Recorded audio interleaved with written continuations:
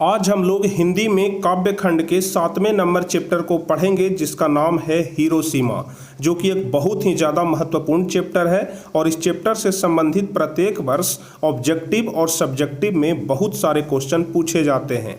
इसलिए आप सभी लोग इस पूरे चैप्टर को ध्यान से समझिएगा, कंसंट्रेट होकर के समझिएगा और वीडियो को शुरू से लेकर के अंत तक जरूर देखिएगा, क्योंकि बहुत सारे स्टूडेंट ऐसे हैं जो 2 मिनट, 4 मिनट, 5 मिनट, 10 मिनट ही देख करके क्लास को बंद कर देते हैं, इसके बाद कुछ दूसरा देखने लग जाते हैं। तो अगर वो ऐसा करते हैं तो आपको कोई फायदा होने वाला नहीं है। अगर इस चैप्टर को भली भांति समझना है, शुरू से लेकर के अंत तक समझना है, तो आपको वीडियो भी शुरू से लेकर के अंत तक देखना पड़ेगा।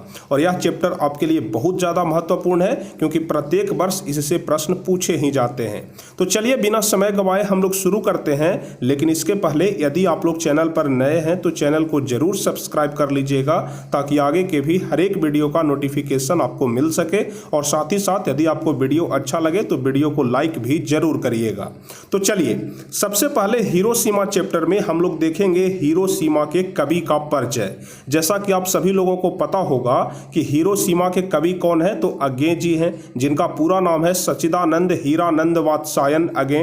तो सबसे पहले हम लोग इस कवि के परिचय को जानेंगे, यानी कि कवि का जन्म कब हुआ, कवि का मृत्यु कब हुआ, इनकी प्रमुख रचना कौन कौन सी है, इन्हीं सब चीजों के बारे में हम लोग जानेंगे। तो चलिए हम लोग शुरू करते हैं। सबसे पहले हिरोशिमा कवि परिचय, और उसके बाद हम आपको कविता का सारांश बताएंगे, और उसके बाद हम आपको क्वेश्चन आंसर की तरफ लेकर के जाएंगे। तो चलिए सबसे पहले हम लोग कवि परिचय जानेंगे। लेकिन इसके पहले एक महत्वपूर्ण सूचना हम आपको बता दें कि आज से डेली जीके का भी क्लास चलेगा, और वह चलेगा जीके सागर यूट्यूब चैनल पे। ध्यान रखिएगा, जीके सागर यूट्यूब चैनल पे, जिसका लिंक नीचे डिस्क्रिप्शन में दिया हुआ है। अभी आप लोग डिस्क्रिप्शन में जा करके उस लिंक पे दबा करके सीधे आप लोग जीके सागर चैनल पे जा सकते हैं, और वहां से जा करके आप लोग इस चैनल को जरूर सब्सक्राइब कर लीजिए। और डेली ऑब्जेक्टिव जीके वहां पर होगा, जिसमें कि बाहर से कोई प्रश्न नहीं रहेगा, आप ही के सिलेबस से सारे प्रश्न वहां पर पूछे जाएंगे, जिससे आपका ऑब्जेक्टिव का भी तैयारी बेहतर हो जाएगा। तो जल्दी से आप लोग डिस्क्रिप्शन में जाइए, लिंक पे दबाइए और जल्दी से चैनल को सब्सक्राइब कर लीजिए। तो चलिए हम लोग समझते हैं हिरोशिमा कवि परिचय, यानी कि अज्ञे जी के बारे में जानते हैं। तो जैसा कि आप सभी लोगों को पता भी होगा कि अज्ञे जी का जन्म 7 मार्च 1911 ईस्वी को हुआ था। यदि नहीं पता है तो आज से आप लोग ध्यान रखेंगे, क्योंकि लेखक का जन्म और मृत्यु दिवस हमेशा परीक्षा में पूछा जाता है। तो आप लोग आज से ध्यान रखेंगे कि सच्चिदानंद हीरानंद वात्सायन अज्ञे का जन्म 7 मार्च 1911 ईस्वी को कुशीनगर में हुआ था। कसया कुशीनगर, ध्यान रखिएगा, जो उत्तर प्रदेश में पड़ता है। कहाँ में हुआ था, तो कुशीनगर में। कसया यदि आप लोग नहीं भी ध्यान रखते हैं फिर भी चलेगा, लेकिन आपको कुशीनगर जरूर ध्यान रखना है कि अज्ञे जी का जन्म कब हुआ था, तो 7 मार्च 1911 को। और कहाँ हुआ था, तो कुशीनगर उत्तर प्रदेश में हुआ था। लेकिन इनका मूल निवास करतारपुर पंजाब था, यानी कि जन्म तो हुआ था कुशीनगर में, लेकिन यह कहाँ के रहने वाले थे, तो पंजाब के रहने वाले थे। पंजाब में करतारपुर के रहने वाले थे, आप लोग ध्यान रखिएगा। अज्ञे जी की माता बेंती देवी थी। यदि आपसे परीक्षा में पूछ दे कि सच्चिदानंद हीरानंद वात्सायन अज्ञे के माता जी का क्या नाम था, तो आपको ध्यान रखना है बेंती देवी। और पिता का नाम था डॉक्टर हीरानंद शास्त्री। ध्यान रखिएगा, माता का नाम बेंती देवी और पिता का नाम डॉक्टर हीरानंद शास्त्री।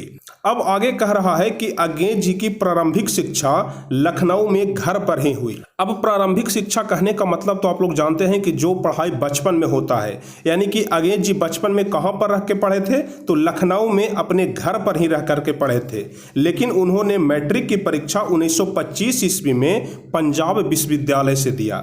ध्यान रखिएगा, अगर आपसे पूछ दिया जाए कि अज्ञे जी मैट्रिक का परीक्षा कब पास किए, तो आपको ध्यान रखना है कि 1925 ईस्वी में। और कौन से विश्वविद्यालय से, तो पंजाब विश्वविद्यालय से पास किए। और यदि इंटर की बात किया जाए तो इंटर की परीक्षा वह 1927 ईस्वी में मद्रास क्रिश्चियन कॉलेज से। आप लोग ध्यान रखिएगा, अज्ञे जी मैट्रिक की परीक्षा 1925 ईस्वी में पंजाब विश्वविद्यालय से, और इंटर की परीक्षा 1927 ईस्वी में मद्रास क्रिश्चियन कॉलेज से दिए। ध्यान रखिएगा आप लोग। और यदि बीए और एमएससी की बात किया जाए तो बीए और एमएससी की परीक्षा 1929 ईस्वी में फोरमैन कॉलेज से दिए, और लाहौर से वह एमए की परीक्षा पास किए थे।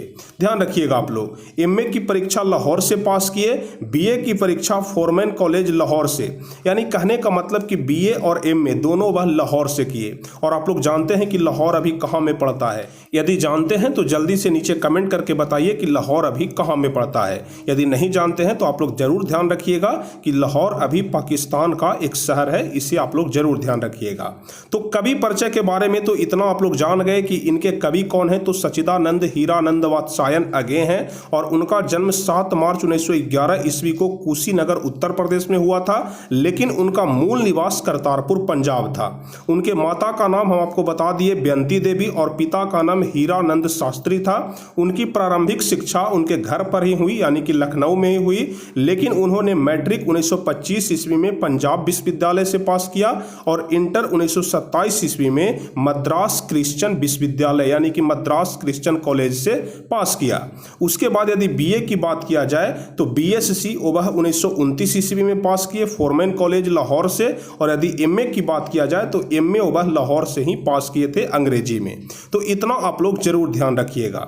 अब चलिए हम आपको बताते हैं अगेन जी की प्रमुख कृतियां कौन कौन सी है, यानी कि वह अपने पूरे जीवन काल में कौन कौन से किताब लिखे, कौन कौन से कविता लिखे, कौन कौन से कहानी लिखे, इसी के बारे में अब हम आपको बताएंगे। तो सबसे पहले काव्य के बारे में आप लोग जरूर ध्यान रखिएगा। हम यहाँ पर बहुत सारे काव्य का नाम लिखे हैं, लेकिन इसमें से कम 5 का नाम भी आप लोग जरूर ध्यान रखिएगा। जैसे यहाँ पर हम भग्नदूत लिखे हैं, चिंता लिखे हैं, इत्लेयम लिखे हैं, हरी घास पर छनबर लिखे हैं, उसके बाद बावरा हो जाएगा, अहेरी हो जाएगा, आंगन के पार द्वार हो जाएगा, कितनी नावों में कितनी बार, सदा नीरा आदि। यह जो सदा नीरा चैप्टर है ना, यहीं से लिया गया है आपका यह वाला चैप्टर, यानी कि हिरोशिमा। सदा नीरा से आगे हम आपको बताएंगे। तो सदा नीरा तो आप लोग समझ ही गए होंगे। इसके अलावा 4-5 नाम आप लोग जरूर ध्यान रखिएगा जो कि उनके काव्य हैं। अब हम इनके कविता संग्रह के बारे में तो बता दिए, अब हम चलते हैं कहानी संग्रह की ओर। तो कहानी संग्रह भी आप लोग जरूर 2-4 याद रखिएगा, जिसमें बिपठगा हो गया, जयदोल हो गया, ए तेरे प्रतिरूप हो गया, छोड़ा हुआ रास्ता हो गया, लौटती पगडंडियां हो गया, यानी कि जितने सारे भी नाम हैं यह अगे जी की कहानी संग्रह है, ध्यान रखिएगा। यदि उपन्यास की बात करें तो उपन्यास भी यह अपने पूरे जीवन काल में बहुत सारा लिखे, जिसमें मुख्य है शेखर एक जीवनी, नदी के द्वीप, अपने अपने अजनबी, यात्रा, यह इनकी प्रमुख उपन्यास है, जिसे कि आप लोग जरूर ध्यान रखिएगा। अब हम लोग साहित्य की बात करें कि अगे जी कौन कौन से साहित्य की रचना किए, तो साहित्य में ध्यान रखिएगा अरे यायावर रहेगा याद, यह इनकी प्रमुख साहित्य है, जिसके बारे में हमेशा परीक्षा में पूछा भी जाता है। नाम ध्यान रखिएगा अरे यायावर रहेगा याद। इसके बाद है एक बूंद सहसा उछली, यह भी इनकी प्रमुख साहित्य में से एक साहित्य है। तो कुल मिलाकर के 2 साहित्य का नाम बताए, आप लोग दोनों को जरूर याद रखिएगा। अब चलिए हम लोग चलते हैं निबंध की ओर, यानी कहने का मतलब कि अज्ञेय जी की प्रमुख निबंध कौन कौन सी है। तो इसमें हो जाएगा आत्मनेपद, अद्यतन हो जाएगा, भवंती हो जाएगा, अंतरा हो जाएगा, शाश्वती हो जाएगा इत्यादि। बहुत सारे निबंध हैं, कोई भी आप लोग 2-4 नाम याद रखिएगा। यदि नाटक की बात किया जाए तो उत्तर प्रियदर्शी, ध्यान रखिएगा। यदि पूछा जाए कि अज्ञेय जी के एक नाटक का नाम लिखें तो आप लोग ध्यान रखिएगा उत्तर प्रियदर्शी। और यदि संपादित ग्रंथ की बात किया जाए तो संपादित ग्रंथ में हो जाएगा तार सप्तक, ध्यान रखिएगा। यहाँ पर जो तार सप्तक हम आपको बता रहे हैं, यह परीक्षा में हमेशा पूछा जाता है कि तार सप्तक किनकी रचना है। उसके बाद दूसरा सप्तक, उसके बाद तीसरा सप्तक, चौथा सप्तक, उसके बाद अगला पुष्करणी, उसके बाद रूपाम्बरा, यानी कि बहुत सारे उनके संपादित ग्रंथ भी हैं।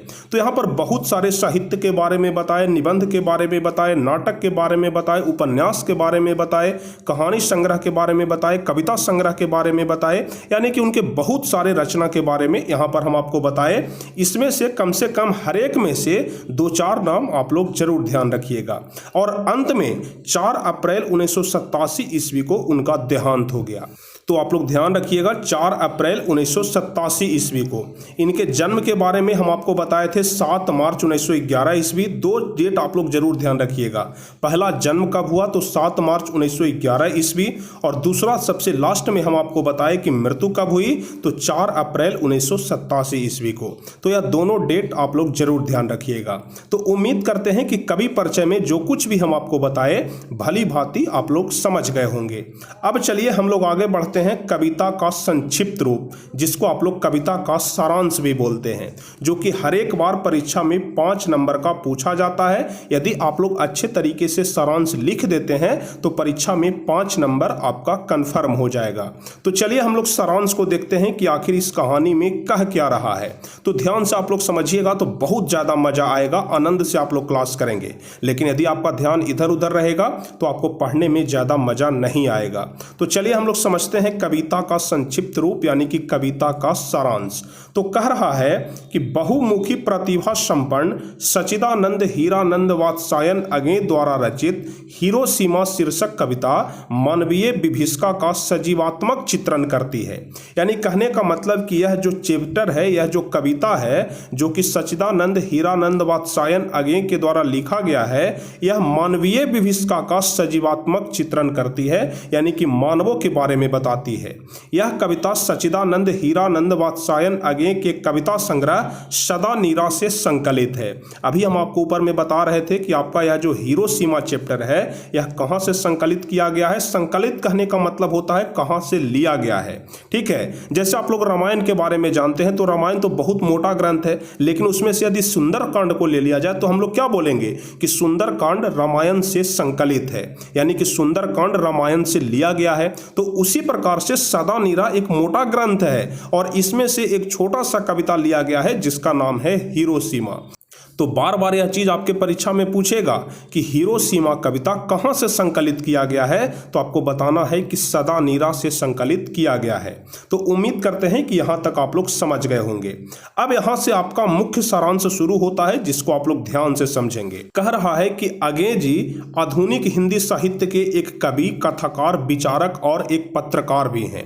यानी कि जो सच्चिदानंद हीरानंद वात्सायन अगे हैं एक प्रखर कवि तो है ही, यानी कि एक उत्तम किस्म के कवि तो है ही, एक अच्छे कवि तो है ही, साथ ही साथ वह एक अच्छे कथाकार भी हैं, एक अच्छे विचारक भी हैं और एक अच्छे पत्रकार भी हैं। ध्यान रखिएगा। कह रहा है कि प्रस्तुत कविता में कवि आज की वैश्विक राजनीति से उपजते आशंकाओं को प्रदर्शित किया है। कवि कहता है कि एक दिन सवेरे बहुत तेज प्रकाश दिखाई पड़ा, एक दिन सवेरे बहुत तेज प्रकाश दिखाई पड़ा और यह प्रकाश क्षितिज से निकलते सूरज का नहीं था बल्कि शहर के मध्य में अमेरिका द्वारा गिराए गए बम का था। जैसा कि आप सभी लोग जानते हैं कि जब द्वितीय विश्व युद्ध हो रहा था तो अमेरिका हिरोशिमा और नागासाकी जैसे 2 बड़े शहरों पर परमाणु बम गिराता है। यह बात आप लोगों को पता होगा कि जापान के हिरोशिमा और नागासाकी 2 बड़े बड़े शहरों पर अमेरिका के द्वारा परमाणु बम गिराया जाता है। लेकिन यहाँ पर नागासाकी के बारे में तो नहीं बताया गया है बल्कि हिरोशिमा के बारे में सिर्फ बताया गया है। तो फिलहाल हम आपको यहाँ पर सिर्फ हिरोशिमा के बारे में ही बताएंगे। तो कह रहा है कि अचानक दिन में देखिए यहां पर लिखा गया है कि कवि कहते हैं कि एक दिन सवेरे, यानी कि जैसे ही सुबह हुआ तो बहुत तेज प्रकाश दिखाई पड़ा। जिस प्रकार से दोपहर वाला प्रकाश रहता है सूर्य का, उसी प्रकार से आंखों को चकाचौंध कर देने वाला बहुत तेज प्रकाश दिखाई पड़ा और यह प्रकाश क्षितिज से निकलते हुए सूरज का नहीं था। यानी कि लेखक कह रहे हैं कि यह जो प्रकाश था यह सूर्य का नहीं था बल्कि शहर के बीचों बीच में, शहर के मध्य में अमेरिका द्वारा गिराए गए परमाणु बम का था। लोग गर्मी से जलने लगे। जाहिर सी बात है कि जब किसी पर बम गिरा दिया जाए तो वहां बहुत ज्यादा टेम्परेचर बढ़ जाएगा, लोग झुलस जाएंगे, लोग जल जाएंगे, लोग मर जाएंगे। और हुआ भी कुछ ऐसा ही। जैसे ही जापान पर बम गिराया गया तो बहुत तेज प्रकाश निकला और लोग गर्मी से जलने लगे। और यह धूप की गर्मी नहीं थी, यह गर्मी बम विस्फोट से निकली किरणों की थी और यह गर्मी फटी धरती की थी। यानी कि जैसे ही वहां पर बम गिराया गया वहां का धरती फट गया और उस बम के कारण बहुत तेज प्रकाश निकला, बहुत तेज गर्मी निकली, इतना गर्मी कि लोग झुलसने लगे, लोग जलने लगे। तो यहां पर कवि अगेंज जी कहते हैं कि शहर के बीचों बीच में एक दिन सवेरे बहुत तेज रोशनी आया, बहुत तेज प्रकाश आया और यह जो प्रकाश था यह सूर्य का प्रकाश नहीं था बल्कि यह बम का प्रकाश था जो कि शहर के बीचों बीच में गिराया गया था। तो यहां तक भर में किसी प्रकार का कोई दिक्कत नहीं होगा, आप लोग समझ गए होंगे।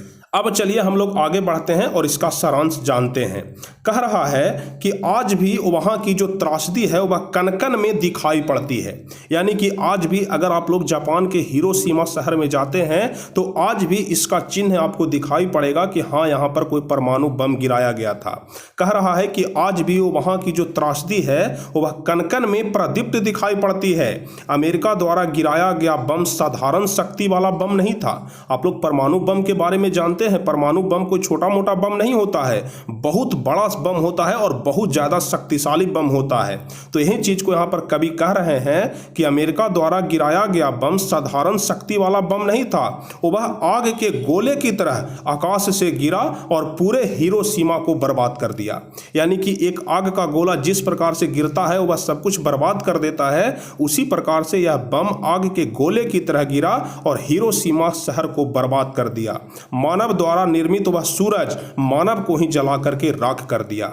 यानी कि यहाँ पर बम को सूरज से संबोधित करते हैं। जैसा कि आप लोग जानते हैं कि सूरज में बहुत ज़्यादा गर्मी होता है, लोगों को झुलसा सकता है जब उसके पास कोई चल जाए।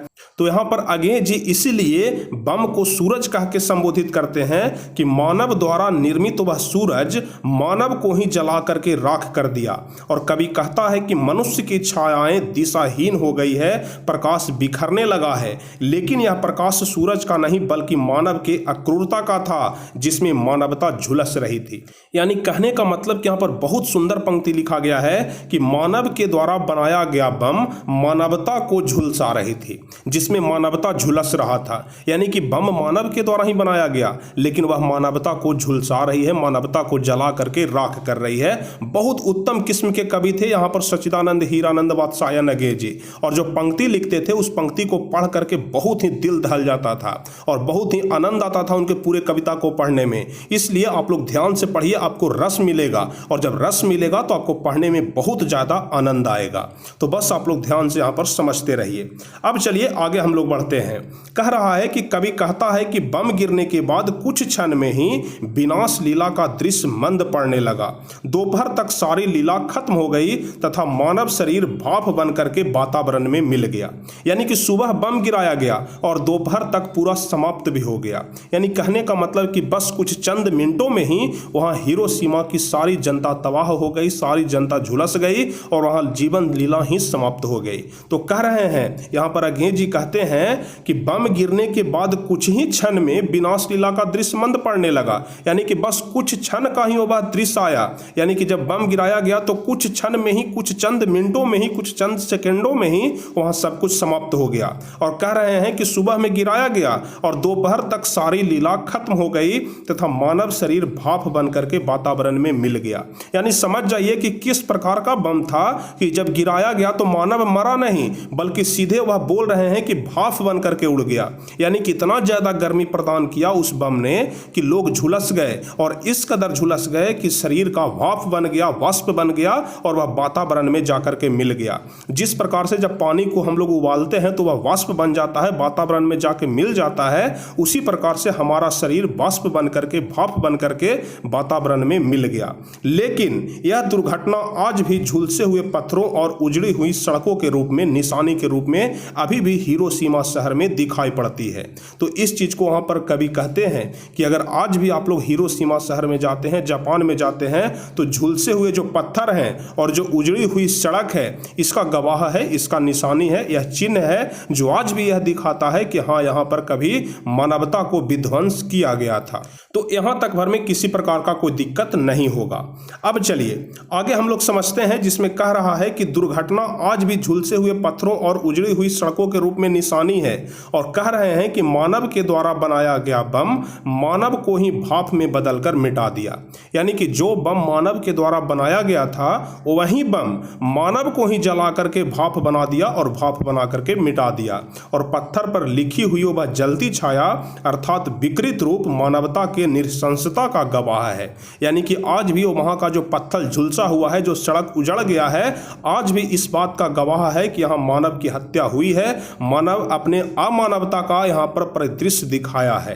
तो उम्मीद करते हैं कि इस पूरे चैप्टर का सारांश आप लोग भली भांति समझ गए होंगे। आप लोगों को पढ़ने में बहुत ज़्यादा आनंद आया होगा और पढ़ने से ज़्यादा सुनने में आनंद आया होगा, क्योंकि एक हिस्से की तरह, एक कहानी की तरह हम आपको समझा करके बता दिए। तो यहाँ तक यानी कहने का मतलब कि कवि परिचय और कहानी का सारांश, यहाँ तक भर में तो किसी प्रकार का कोई दिक्कत नहीं होना चाहिए। अब इसके आगे है कविता के साथ यानी कि क्वेश्चन आंसर। तो हम आपको कविता का सारांश बता दिए, 5 नंबर कंप्लीट हो गया। कवि के बारे में बता दिए, उसमें भी 1-2 नंबर कंप्लीट हो गया। अब इसके बाद हम लोग देखेंगे प्रश्न उत्तर, यानी कि आपके किताब में जितने सारे भी प्रश्न दिए गए हैं सारे प्रश्न का उत्तर हम लोग यहाँ पर देखेंगे। लेकिन आज के इस क्लास में नहीं, बल्कि अगले क्लास में, यानी कि दूसरे पार्ट वीडियो में। तो आज के इस वीडियो में हम आपको जो कुछ भी बताए आप लोग भली भांति समझ गए होंगे, किसी प्रकार का कोई दिक्कत नहीं होगा। और यदि आप लोग भली भांति इस पूरे चैप्टर को समझ गए हैं, इस पूरे वीडियो को आप लोग समझ गए हैं, कहानी का सारांश और कवि परिचय के बारे में अच्छे तरीके से जान गए हैं, तो जल्दी से आप लोग इस वीडियो को लाइक कर दीजिए, अपने दोस्तों के बीच शेयर कर दीजिए। और जो भी स्टूडेंट चैनल पर नए हैं तो जल्दी से चैनल को सब्सक्राइब कर लीजिए, ताकि आगे के भी हर एक वीडियो का नोटिफिकेशन आपको मिल सके। तो चलिए फिर मिलते हैं अगले क्लास में। और जल्दी से आप लोग डिस्क्रिप्शन में जाइए और जीके सागर चैनल को सब्सक्राइब कर लीजिए। तो जल्दी से डिस्क्रिप्शन में जा करके वहां पर लिंक दिया गया है, लिंक पे क्लिक करिए। तो चलिए फिर मिलते हैं अगले क्लास में। तब तक के लिए जय हिंद, धन्यवाद।